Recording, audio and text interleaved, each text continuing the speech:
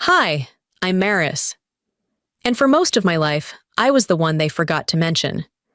My family once said I was too sensitive, too ambitious, too much. Then they stopped saying anything at all. 7 years ago, I left home with a suitcase, a borrowed jacket, and no goodbye. Not a call, not a text. They didn't even tell me when my brother landed in the ICU. But the day I walked into his hospital room, his nurse looked at me, paused, and asked, "Wait, are you the chief doctor?" That moment changed everything, but not for the reason you think. Why didn't they ever want me to become more? And what were they trying so hard to hide? Let me tell you, there's a kind of silence at family parties that doesn't sound like quiet. It sounds like being erased. I felt it that day, as I stood near the patio door, sipping ginger ale from a wine glass I didn't ask for. They always handed me something a little off. Never quite right, never quite mine. The room was full of laughter, cousins with babies, aunts in pastel blazers, and that god-awful fruit tray that somehow showed up at every family function like a bad tradition no one had the guts to end. It was Silas's birthday, of course. 35 and somehow still boyish enough that my mother insisted on cupcakes. The table in the dining room was dressed like a wedding. Candles, folded napkins, family photos printed in glossy color. All of them included him. I wasn't in a single frame. My seat was next to the window, where the sunlight made everything uncomfortable. No one looked my way. I used to think I was imagining that. Now I know better. When the moment for speeches came, Dad clinked his glass and stood up. Tall, pressed shirt, that badge in the heart kind of posture he never lost even after retiring from the force. "Here's to Silas," he said, looking around the table. "Our pride and joy, our rock. Every family's got one of those, and every family—" He paused, smirked. "Well, every family has a waist, too." Laughter. Real, unfiltered laughter. Even my Aunt Gloria, who usually had the social tact of a cactus, chuckled and dabbed her eyes. Silas smiled. He didn't look at me. I tried to laugh too. A small one. Not enough to sound like I agreed, but just enough to pretend it didn't sting. My mother gave me that look. Tight lips, slight head tilt, eyes that warned, "Don't ruin this." And so I didn't. I never did. The funny thing about being called useless, about hearing it phrased as a joke in front of everyone you share blood with, is that it doesn't hit you like a slap. It seeps in. It makes a home. That word, waste, wrapped itself around me like shrink wrap. I couldn't breathe without tasting it. I left the party early, said something vague about work, though no one asked what I actually did anymore. That week, I had published my first co-authored paper in a respected medical journal on health disparities in underserved communities.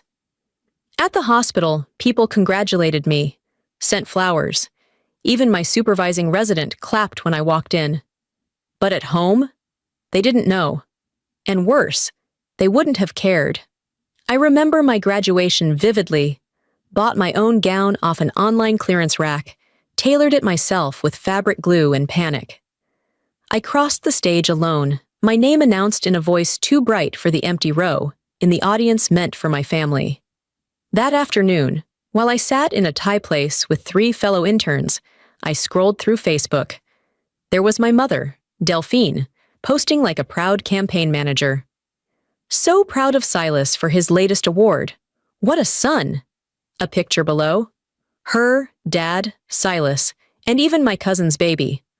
All in front of a banner I'd never seen, celebrating something I didn't know he'd done. My name wasn't mentioned, not even as an afterthought. People talk about being invisible like it's poetic. Let me tell you, it's clinical, it's cold. It's sitting in a room full of voices and realizing none of them have said your name in hours, days, years. It's like trying to breathe in a house without windows. I stopped arguing about it years ago. There's no power in demanding to be seen, but there is power in building somewhere else. So I did. I started saving money. Quietly. Incrementally. I took extra shifts, applied for scholarships I never told them about, and stopped waiting for their permission to exist. The last birthday invitation I ever received from my mother, I didn't throw away. I folded it carefully and slipped it into the back of my journal, the same one where I used to write letters addressed Dear Home. I stopped writing that word soon after. People say silence is golden. In my family, silence was currency, and they spent it on making sure I knew where I stood. Or didn't. The last time they ever invited me to the table, I came holding a suitcase. The last time I stood in front of them, I came holding a suitcase. I thought that would be the last chapter of it all. No more chances to be erased in real time. But life has its own choreography. Sometimes it dances you back to where you swore you'd never return. It was just a short rotation. 2 weeks assisting outpatient cardiology cases in San Antonio, part of a broader hospital partnership program I volunteered for without even checking the location. The irony hit me the moment I walked through those glass doors. The clinic was sterile and quiet, typical for a Thursday afternoon. I was shadowing Dr. Nguyen that day. Routine intake, medication adjustments, brief consults. We moved room to room, smooth as a practiced rhythm, until room 5. She was already seated, her purse clutched to her chest like a shield. A familiar navy sweater, Delphine's favorite, the one she wore every Thanksgiving. I stopped in the doorway. She didn't flinch, didn't blink, just sat there like I wasn't 3 feet away. The nurse beside her gestured toward me. "Dr. Crane will be assisting." "That's not my daughter," Delphine said, eyes locked ahead. Calm. Cool. Like she was explaining the weather. The nurse looked confused. I didn't move. My throat didn't tighten. My chest didn't drop. I simply nodded, took the chart, and confirmed her prescription dose. I explained the side effects as if she were any other patient. She never made eye contact, not once. After the consult, I washed my hands slowly, like I could scrub away what just happened. I skipped lunch and left early. Told the department I had paperwork. I didn't. The walk back to my temporary housing took 20 minutes, but it felt like I aged a decade with every step. Cars passed, music floated from a taco truck. A boy kicked a soccer ball into a fence. The world didn't stop because she erased me. Again. I didn't cry, but the silence inside me had weight. That evening, I dropped off medication at my aunt's house. She greeted me with her usual cautious warmth, the kind reserved for people you're proud of in private, but not in front of the family. I stepped inside, placed the bag on the counter, and was about to leave when something on the wall caught my eye. It was a family portrait. Framed, glossy, new. Delphine, Russell, Silas, Gloria, 2 cousins I barely remembered. And an empty space on the right, where an awkward shadow cut across the image. A fern in a ceramic pot now sat in front of that portion, just tall enough to cover where I used to stand. "I didn't know they printed that one," I said. My aunt paused. "It was from Silas's fundraiser. They sent it to everyone." I nodded. She didn't apologize. She didn't have to. On the way back, I thought about all the things they never invited me to. Birthdays, barbecues, even Grandpa's funeral. I found out through a forwarded message 2 weeks later. People assume absence is always passive, but sometimes it's engineered. Delphine once told me, "Don't embarrass us in public." I was 16. I'd asked a question at church, something about why women couldn't lead service. She didn't answer. She just gripped my wrist under the pew until it went numb. That line, "Don't embarrass us," has been the cornerstone of her parenting. It wasn't about teaching right from wrong. It was about optics, perception, control. You learn to fill in the blanks. When someone ignores you long enough, your brain builds reasons. Maybe they're busy. Maybe you overreacted. Maybe they'll come around. But after a while, you stop waiting. You stop inventing hope. The next time I stood in front of them, I didn't wait to be introduced. 7 years ago, during one of those unbearable Texas summers, I came home for a brief break between semesters.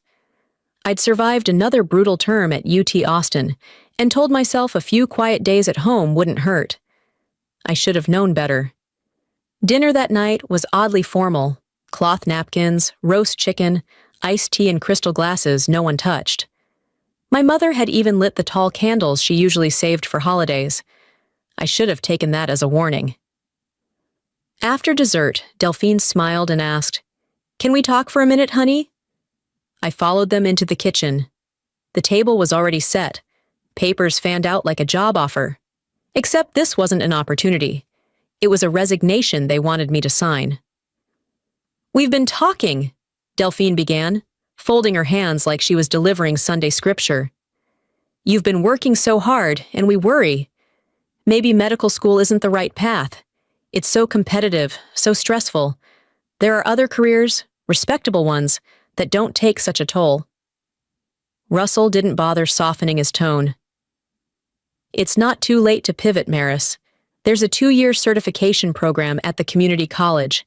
Medical assistant, good hours, benefits. It's practical, woman-friendly." I stared at the form in front of me. It had already been filled out, my name printed neatly at the top. A signature line waited at the bottom like a trap disguised as an exit. "If you choose this route," Delphine said, "we'll help cover your rent. You can stay home, save money, focus." "And if I don't?" I asked quietly. Russell didn't blink. "Then we can't support choices we don't believe in. You want to chase a pipe dream? You do it without our roof or our help. No yelling, no slammed fists, just a clean, calculated cut." I didn't argue. I didn't beg. I just stood, my chair scraping against the tile. I walked to my room and began to pack.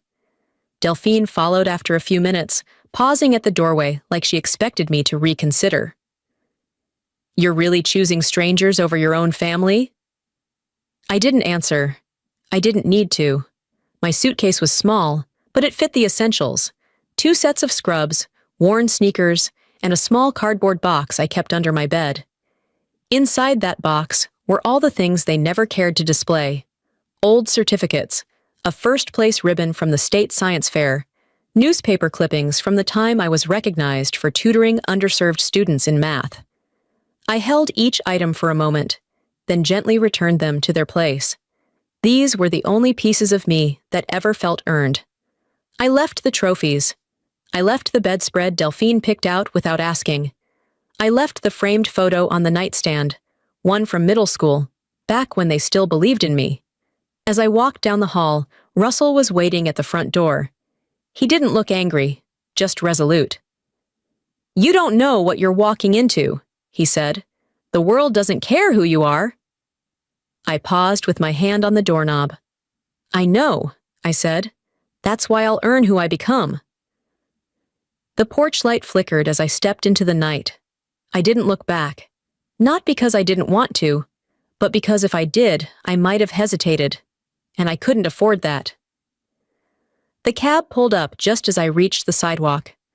I slid into the back seat, placed my box gently on my lap, and closed the door on the only version of me they ever saw. Quiet, obedient, grateful. Even as the miles grew between us, I felt their silence trailing behind, like a second shadow I hadn't asked for. They treated it like a phase, like a messy haircut or a poor dating choice I'd outgrow if they just kept the furniture in place and waited long enough. I was still in the house, my name still on the mailbox, my shoes by the back door. But the way they looked through me told a different story.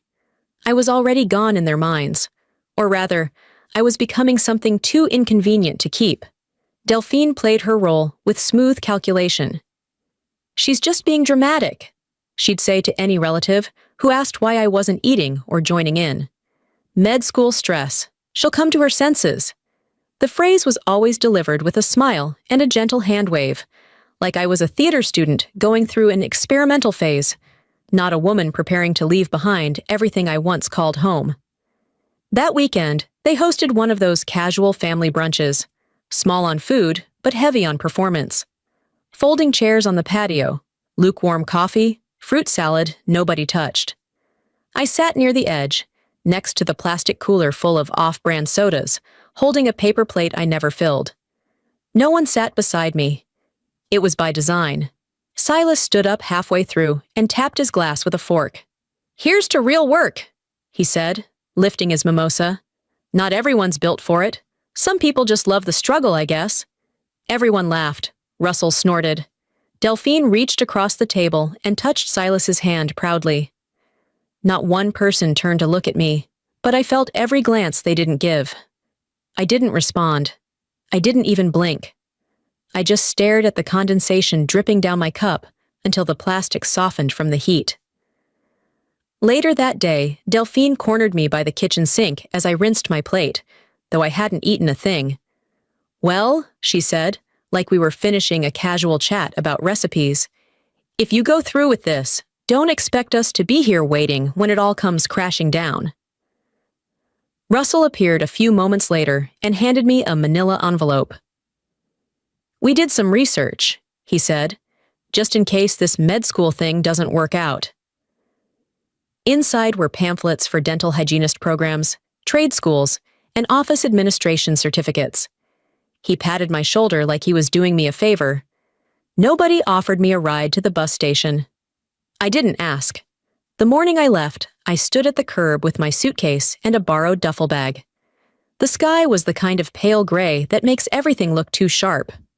As I waited for the bus, I thought about how even departure can feel uneventful when everyone assumes you'll be back. But I had no plans to return. Months later, after I'd finished my first year, I remembered the graduation I never got to share. My program didn't have a cap and gown ceremony for year-end benchmarks, so I made one. I printed a card, hand-decorated it with metallic markers from the dollar store, and mailed it to myself. I still keep it. On the inside, I wrote, "To the girl who refused to shrink." There was no applause, no bouquet of roses, no smiling parent behind a camera. But it was mine. I learned something in that silence. How to make a ceremony out of survival. How to turn absence into architecture. Delphine once told me that silence keeps peace. But that's not what it did in our house. In our house, silence suffocated anything that didn't fit. You weren't allowed to name your pain unless it made them look good. So I stopped trying to be heard. I chose instead to be undeniable. I wrote in my journal that night, one of the last entries before I had to sell the leather-bound notebook to afford groceries. "If they never hear me, I'll make the world listen." It wasn't anger I carried when I left. It was clarity. And so, with no send-off, I disappeared. Until life forced me to reappear. The Greyhound station smelled like old coffee, bleach, and resignation.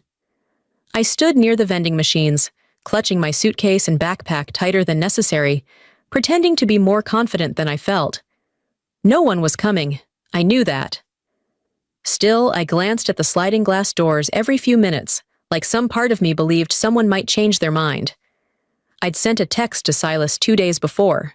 Not begging, just asking. "Tuition's due next Friday. I'm a few hundred short. If you could." His response came back within the hour. "Don't embarrass us again. Be realistic." I didn't reply. I didn't cry. I just stared at the message until the words blurred, then hit delete. Not to forget, but to stop giving it power every time I opened my phone. The bus pulled in 15 minutes late. As I climbed the steps, the driver barely glanced up. No, "Where you headed?" No welcome. Just a swipe of my ticket and a gesture toward the back. I took a window seat, second row from the end, and rested my head against the cold glass. San Antonio slid by in shades of beige and asphalt. Strip malls, liquor stores, fading murals. I didn't wave goodbye. I wasn't sure who I'd be waving to anyway. My earbuds weren't playing anything, just there to make people leave me alone. In the white noise hum, I whispered, "You did this." It wasn't dramatic, just fact. The farther we drove, the lighter I felt. Not free, just untethered. Hours later, somewhere outside Lubbock, I scrolled through old emails on my cracked screen, trying to stay awake. That's when I saw the subject line from 6 months ago. "Congratulations, partial scholarship offer." I never received it. The email had a response. "Thank you for considering Maris, but she has decided to withdraw. We appreciate the opportunity. It was signed Delphine, not even pretending to be me. Just her name, blunt and final. My breath caught, not in shock, just something colder. A click of understanding. She hadn't just wanted me to fail. She made sure I had fewer chances to succeed. Weeks later, during rotations, I met a representative from that very foundation. She smiled, polite, distant. "We were surprised we didn't hear back from you," she said. "We only offer that slot to 2 students nationwide each year."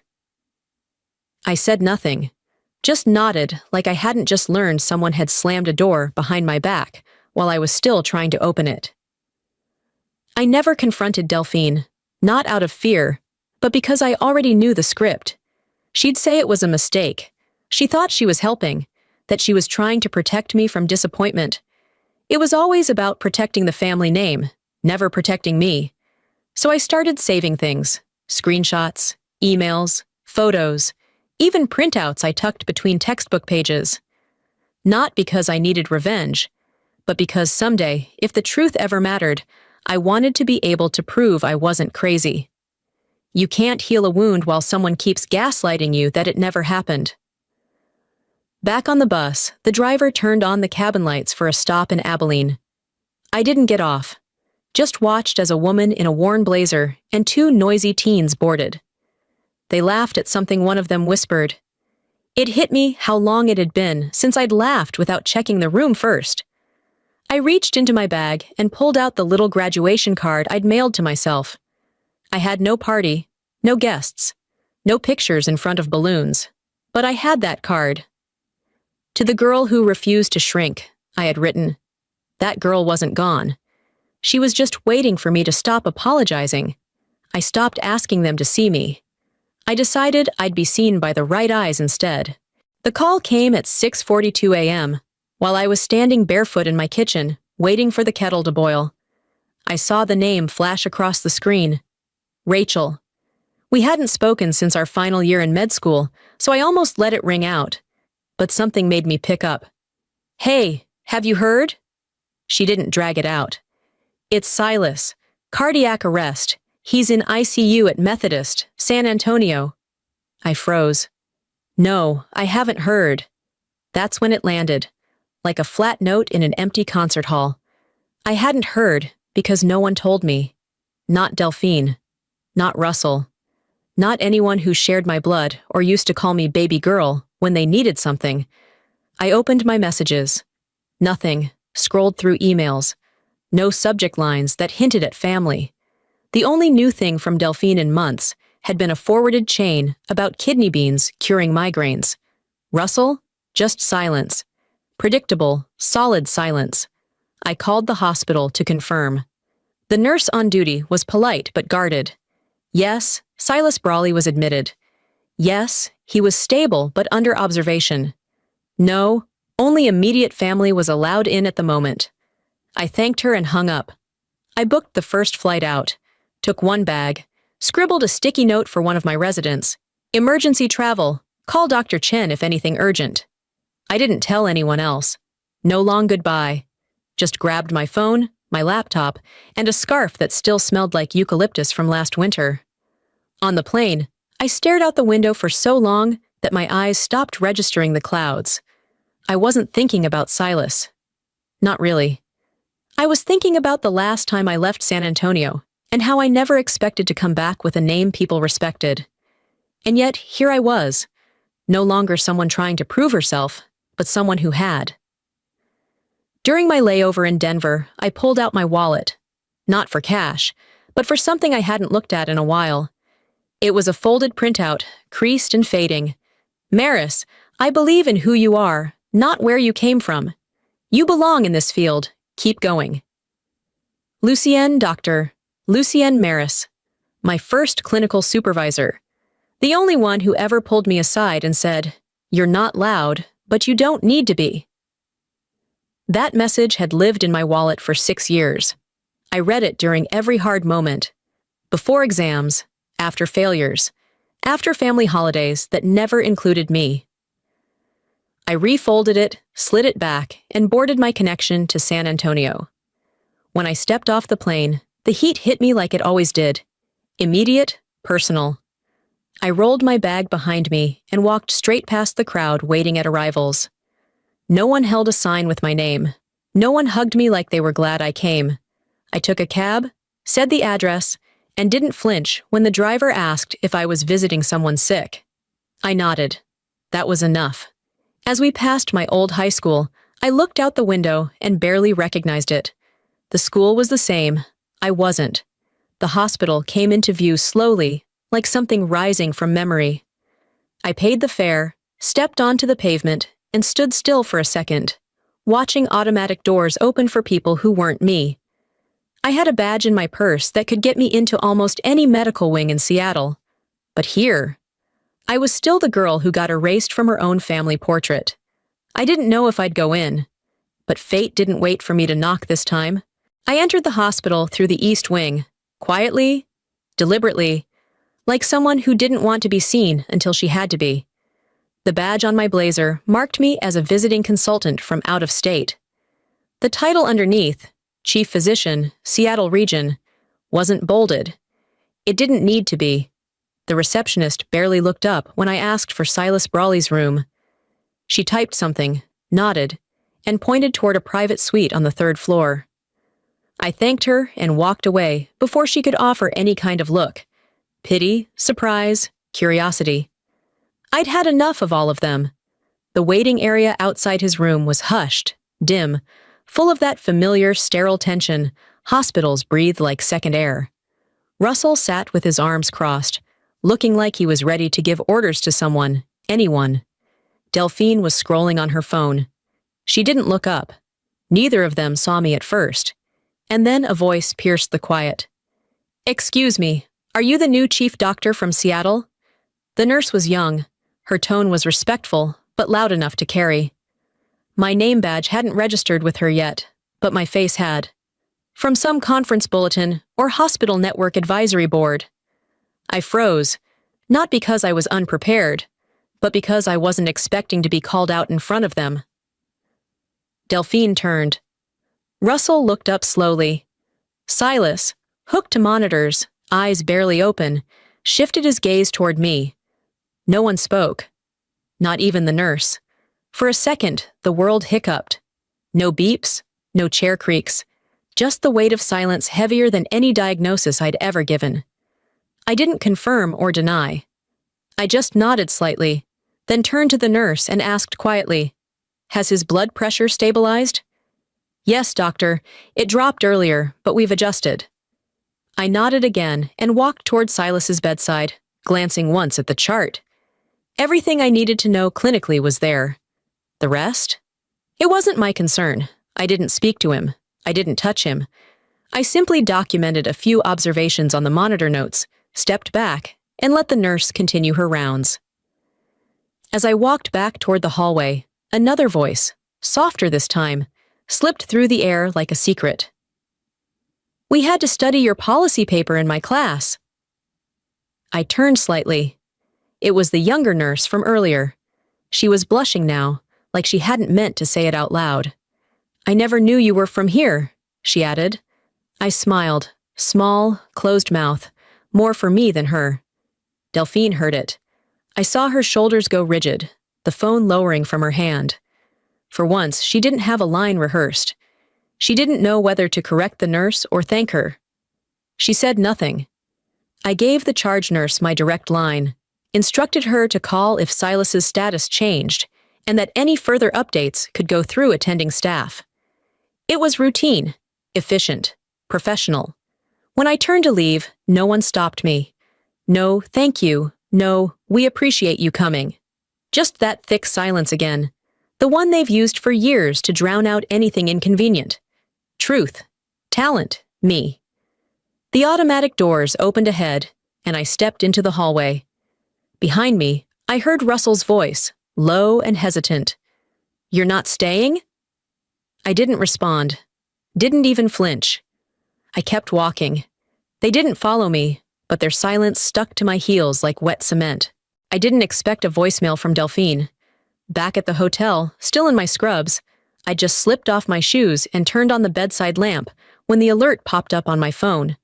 Her number, one message, 39 seconds. I sat on the edge of the bed and pressed play. Maris, I know you're busy. I wanted to say I was wrong. The silence that followed lasted longer than the sentence itself. She started to cry. Soft, shallow tears that didn't sound like they belonged to grief, just discomfort. I shouldn't have said the things I did. We didn't know that you'd turn out this way. If you have time tomorrow, maybe we could talk. Just coffee. I listened to it twice. Then, I set the phone down on the nightstand without saving or deleting it. The next morning, she picked a small coffee shop near the hospital, one with exposed brick walls, overpriced espresso, and a string of indoor succulents. She was already seated when I arrived, her hands folded around a paper cup like it was a prop. "You look well," she said, studying me like I was a stranger in a coat she used to own. I nodded. "Busy, but well." She didn't ask about Silas, or Seattle, or anything real. We danced around neutral topics until she leaned forward, her tone shifting like it had rehearsed itself in front of a mirror. "I just want to thank you for checking on Silas," she said. "He wouldn't say it, but I know he appreciated it. And we were wondering," here it came, "if there's any chance he could be transferred to your hospital. I mean, you'd have better resources, a smoother recovery, and maybe you could oversee his case a little more closely." I blinked once, then took a slow sip of coffee. "I don't run admissions," I said. "Of course, but with your position, your influence, maybe just a note, a call." I set the cup down. "Thank you for meeting me," I said, standing. Delphine looked startled, like she hadn't imagined a version of this ending where I got up first. She opened her mouth, but closed it again. I walked out before she found the right closing line. Outside, the air was warmer than I expected. I walked 2 blocks without direction, letting the noise of the city bleed into the cracks she left. That wasn't an apology. That was a transaction in disguise. They weren't sorry they erased me. They were sorry I now had the leverage they didn't control. Back at the hotel, there was a letter waiting in the front desk box. No return address, just a government seal. I opened it in the elevator. It was a formal request, an inquiry about my role as a sponsoring physician on a medical visa application filed by Delphine Brawley. She had used my name, my title, my position, to vouch for a cousin I hadn't seen since high school, without my knowledge, without my consent. The elevator doors opened. I didn't move. Later that night, I typed a reply. "To whom it may concern, I do not consent to this application." I was not informed nor consulted. "Sincerely, Dr. Maris Crane," I printed a copy, signed it, and mailed the original. Then I added a duplicate to my witness file, a folder I'd started years ago. Not for revenge, just for record. There would be no confrontation, no dramatic phone call, just a firm, invisible line they would not cross again. I didn't tell them no. I just let the door close and never unlocked it again. The invitation came folded in blue cardstock, the kind designed to look important without feeling too formal. Pacific Northwest Health Equity Conference, it read. Theme, Healing Beyond the Hospital. I stared at it for a full minute before sliding it into the stack of paperwork on my desk. I hadn't done a conference in nearly a year, not because I wasn't invited, but because I wasn't interested in listening to people talk about systemic empathy while pretending they didn't know what harm looked like up close. Still, I said yes. Maybe it was timing. Maybe it was the silence that followed me home from San Antonio. Or maybe, deep down, I needed to say something out loud that wasn't just for me anymore. The room was packed, not stadium size, but enough to feel the weight of attention. I kept my tone steady, my delivery deliberate. I didn't name names, didn't drop cities or surnames. I simply said, I used to believe that love would look like support, that the people who raise you will always want the best for you. Then I learned that some only love you when you match the story they've written in their heads. The room stilled. No coughs, no shuffles, just listening. When you start becoming something they didn't author, When you succeed without their permission, it's not always celebrated. Sometimes it's resented. I paused. Let it breathe. Then ended with, but survival is also a kind of success, and I stopped asking to be invited to the table when I realized I could build my own. The applause started slow, then it filled the air like a promise. Afterward, a journalist approached me, young, eager, sharp. She asked about follow-up interviews. I gave her my email, non-committal, then disappeared down the back stairs instead of walking through the crowd. That night, an email waited in my inbox. Subject: Thought you should know. It was from Dr. Kaminsky, my undergraduate research advisor. We hadn't spoken in years.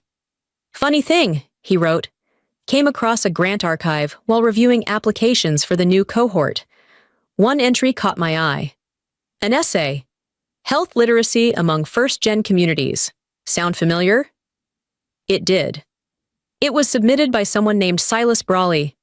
But I remember you wrote that paper 7 years ago, sent it to me for feedback. I still have the original draft in my files. I leaned back in my chair, blinking slowly. Silas. I remembered the conversation clearly now. Him hovering near my desk, asking if I had any ideas for a public health grant. Said he just needed a direction. I shared my concept, the outline, even a few paragraphs. He'd asked to see the whole thing, just for structure. He took it, submitted it, won funding, never told me. He used my words, my research, my experience, and passed it off as his own. I didn't respond to the email right away. I just sat with it, let it wash over me like cold water over a sunburn. The betrayal didn't sting so much as settle. Familiar. Expected. Days later, I delivered another keynote, smaller audience, more personal setting. Halfway through, I quoted a line from that stolen essay. Access is not just about who gets through the door. It's about who feels safe to speak once they're inside. I didn't explain it. I didn't cite it. I just let it hang there, like incense in a quiet chapel. Only a few people in the room would recognize it. One of them might have been watching the live stream, or maybe someone would text him afterward. Either way, it didn't matter, because I knew. And now, so did the world I'd built without his shortcuts. They told the world who I wasn't. Now I'm showing the world who I've always been. The article wasn't mine, but my name found its way into the comments. I hadn't posted my speech from the conference, didn't link it, didn't tweet a quote or screenshot a standing ovation. Still, a national health blog picked it up, one of those digital magazines that floats between legitimate and viral. They titled the piece, "When Family Doesn't Show Up, She Built Her Own Seat at the Table." I scanned the article once, then closed the tab, but I couldn't stop the comments. They poured in. Some praised the resilience. Every woman in medicine needs to hear this. Others speculated. Wonder who she was really talking about. A few got closer than they should have. Isn't she Silas Brawley's sister? That night, as I was preparing a case review for the board, a thick envelope landed in my mail slot. No return address. My name handwritten on the front in a sharp, all-caps scrawl I hadn't seen in years. I already knew what it was. Inside was a local newspaper clipping. The title read, "Silas Brawley Receives Community Legacy Award." There was a photo, Silas in a suit, Delphine at his side, both smiling like they'd never held a grudge. Scrawled across the bottom of the page in blue ink, he was still better. No signature, but the handwriting was Russell's. I'd recognize the pointed R and angry tail on the S anywhere. I didn't cry, didn't rage. I folded the paper in half and dropped it into the recycling bin. Around dusk, my phone buzzed. Unknown number, local area code. I hesitated before answering. Maurice? Delphine? She didn't waste time with pleasantries. I saw the article, she said, breath catching. I don't want to fight. I just need to ask. If you still have some compassion left, your brother needs you. I said nothing. He's been asking if you're coming back. He won't admit it, but I know he misses you. We all do. Still, I remained quiet. I know we weren't We didn't say the right things before, but maybe now's the time to show up. For family, for closure. I waited. Let her fill the space with anything that might sound like regret. I'm sorry for how things felt, she said. But you were always so difficult. You made it hard to know how to help. She never said my name.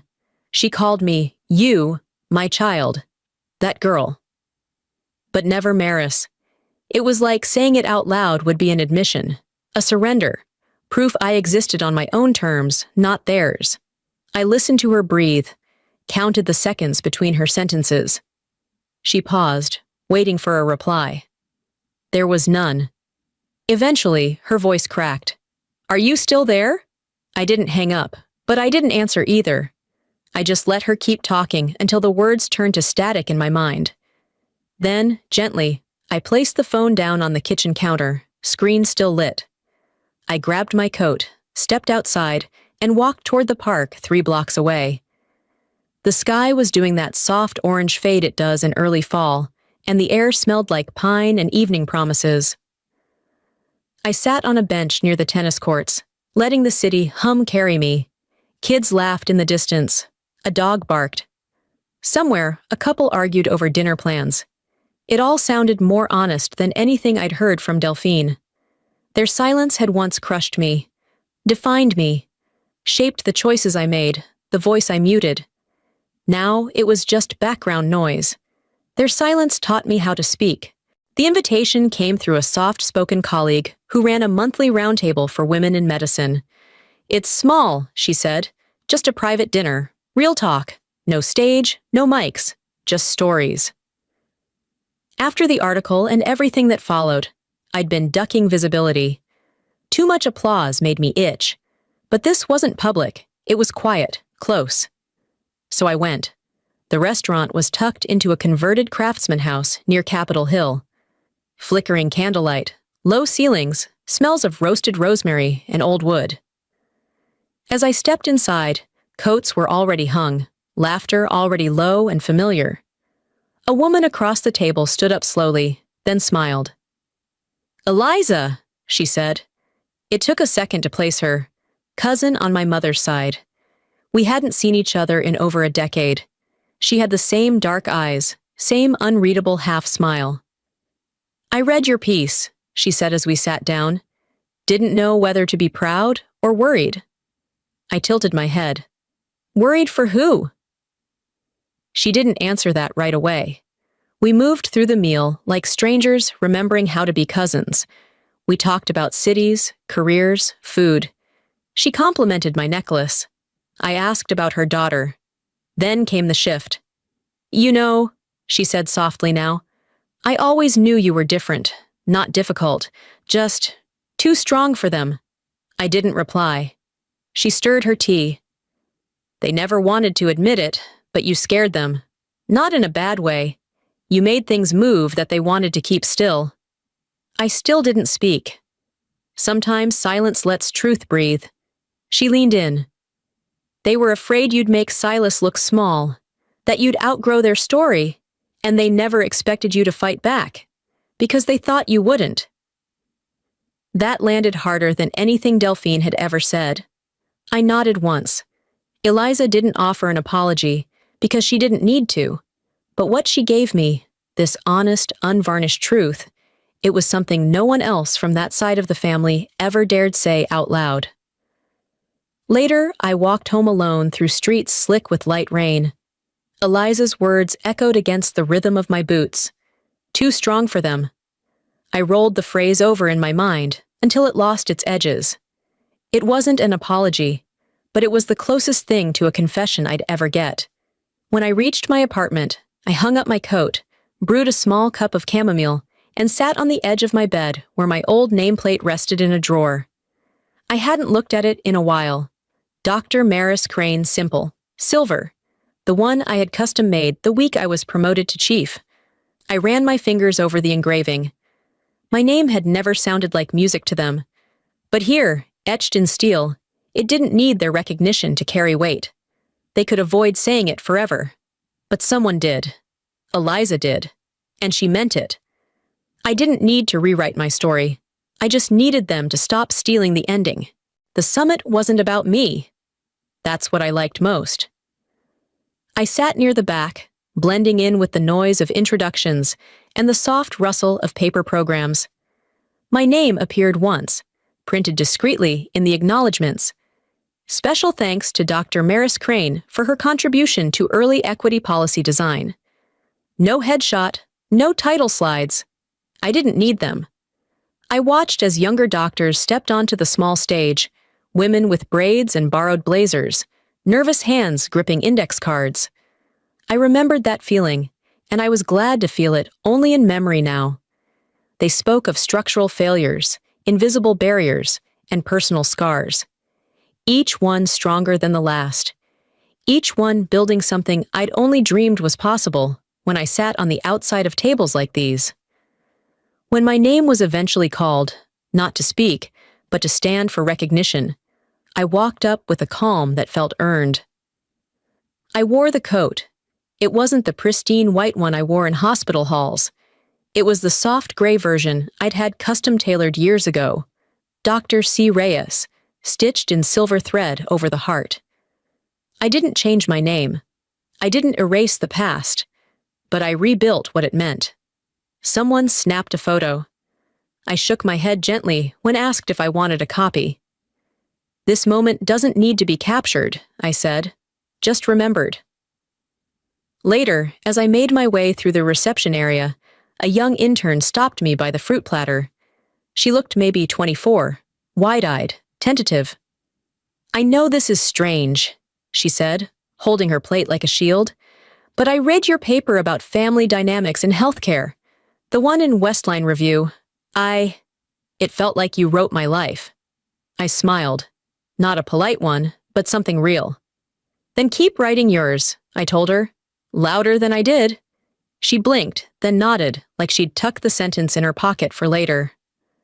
That night, after changing into an old sweatshirt and making a cup of tea that went cold before I drank it, I opened a notebook. One I hadn't touched in years. It still smelled like leather and ambition. I started writing again.